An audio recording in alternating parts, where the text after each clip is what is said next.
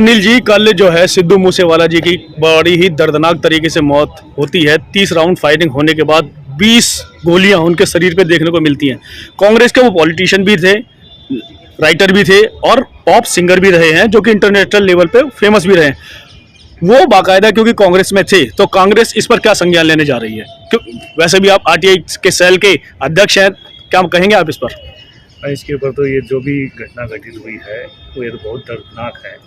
और हम देख रहे हैं कि ये उन व्यक्तियों के साथ ऐसा हो रहा है जो बीजेपी के खिलाफ, बीजेपी की नीतियों के खिलाफ, जो देश विरोधी काम सरकार कर रही है उसके खिलाफ जो आवाज़ उठा रहे हैं, उन्हें किसी न किसी तरीके से टारगेट किया जा रहा है। उनको किसी न किसी तरीके से ईडी के माध्यम से, सीबीआई के माध्यम से या क्रिमिनल एक्टिविटीज़ के माध्यम से उनको फंसाकर मारने की साजिशें की जा रही है।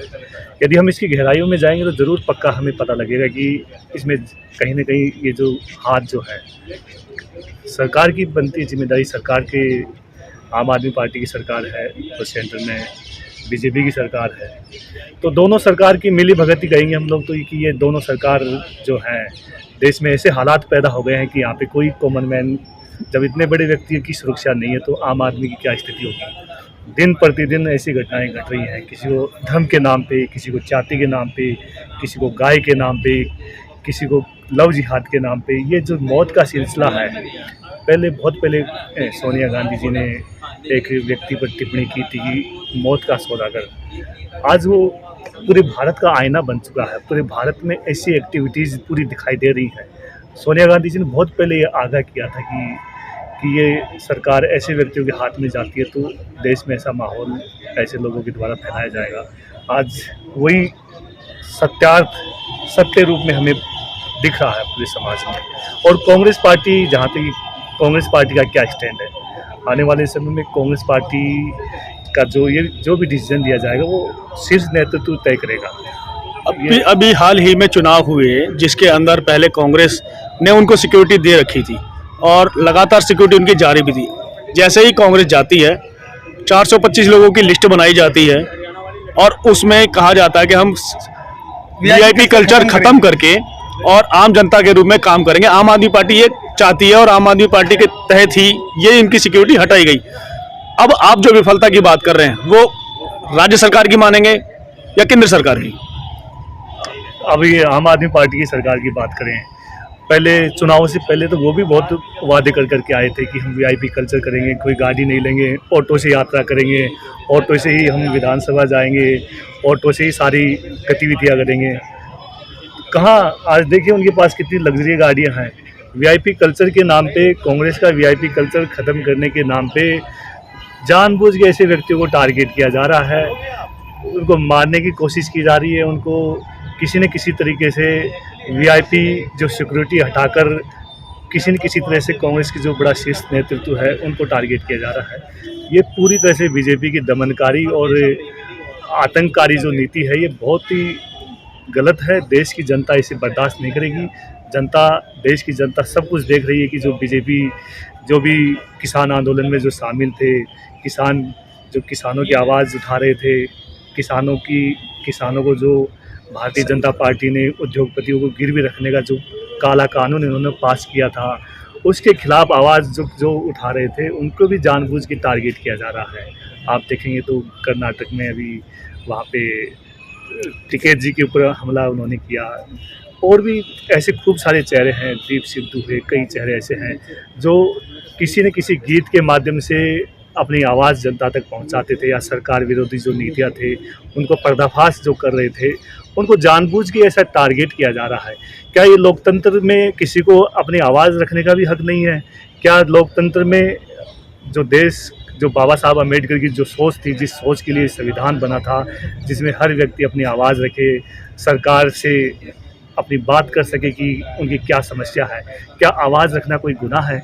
आज ये सरकार उन लोगों को जानबूझ के टारगेट कर रही है जो जनता की आवाज़ बनकर लोगों की समस्याओं को उठाने के लिए आगे आ रहे हैं। तो ये बहुत ही लोकतंत्र के लिए गलत है। और मैं पिछले समय देखा था मध्य प्रदेश में भी सरकार ने ऐसा काम किया। जो मीडिया चैनल्स थे, मीडिया वाले थे, मध्य प्रदेश में कई मीडिया वालों को जेल में डाल दिया, उनको कपड़े उतार लिए उनके। ये क्या सिद्ध करना चाह रहे हैं? सर एक सवाल यहाँ पे, अभी आपने संविधान की बात की, संविधान ने अभिव्यक्ति की आज़ादी सबको दी है, जी जी। तो अभिव्यक्ति की आज़ादी, क्या संविधान का जिस तरीके से दुरुपयोग पिछले 8 सालों में देखने को मिल रहा है, कांग्रेस आखिर इस बात को मुखर तरीके से क्यों नहीं उठा पा रही है? और आने वाले समय में अगर इसी तरीके का रास्ता चलता रहा तो कांग्रेस कहाँ स्टैंड करती है? आज बोलने की आज़ादी सबको है। सरकार यदि सही नीतियां नहीं बनाती है, जन विरोधी नीतियां बनाती है, तो आवाज़ उठाने का सबका अधिकार है। इसका कहाँ गलत तरीके से उपयोग हुआ है? ये तो सरकार अपनी व्याख्याएं कर रही है, ये तय तो जज करेंगे, भारतीय न्याय व्यवस्था तय करेगी कि लिमिटेशन क्या होनी चाहिए, क्या बोलना चाहिए, ये तो सब भारतीय न्याय व्यवस्था तय करेगी। संविधान ने तो सबको बोलने की आज़ादी दी है ना सर, हाँ। कोई भी बोल सकता है, तो अपनी ये बात रख बीजेपी सकता के है। नेता कहाँ से तय करने लगे कि क्या बोलना है, क्या नहीं बोलना है? पिछले 8 सालों में की सरकार में जो हो रहा है उसको आप किस नज़रिए से देखना चाहेंगे, क्या बताना चाहेंगे दर्शकों को? मैं ये बताना चाहता हूँ कि पिछले 8 साल में जो भी हमने देखा, जो भी सरकार के खिलाफ, जो सरकार की नीतियां हैं उनके खिलाफ जो आवाज़ रख रहा है, उनको सरकार किसी न किसी तरह से डर का माहौल पैदा करके उनको शांत करने की कोशिश कर रही है। यदि जो प्यार से मान जाता है, कोई पैसे से मान जाता है, उसको वैसे। और आजकल तो ऐसे कि कुछ लोगों को लालच देके उन्होंने अपनी साइड में कर लिया है। जो लालच हैं, सत्ता के साथ जो लालच के वशीभूत हो चुके हैं, वो मिल के हाथ मिला चुके हैं, तो वो तो आवाज़ रखेंगे नहीं।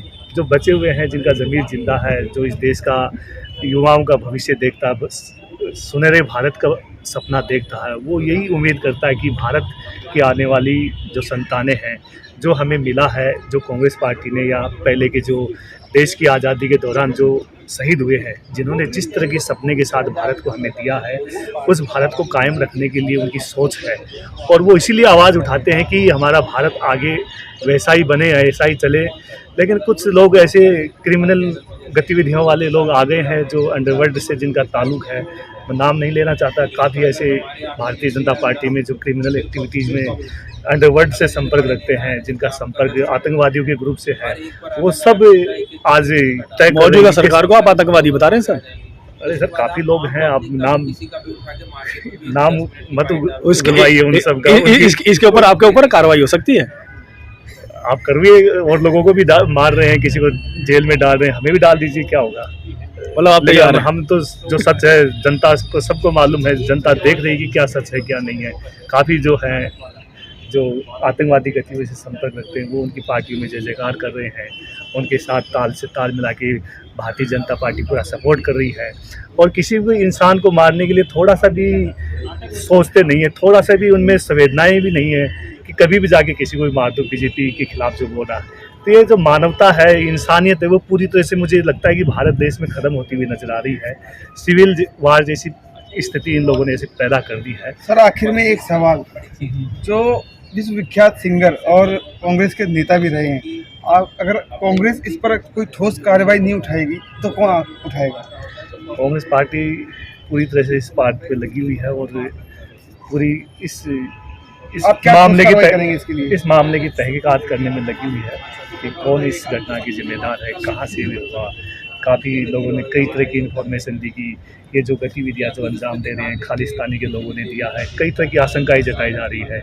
लेकिन हम उससे पहले कनाडा के एक संगठन ने जिम्मेवारी ले ली है सर?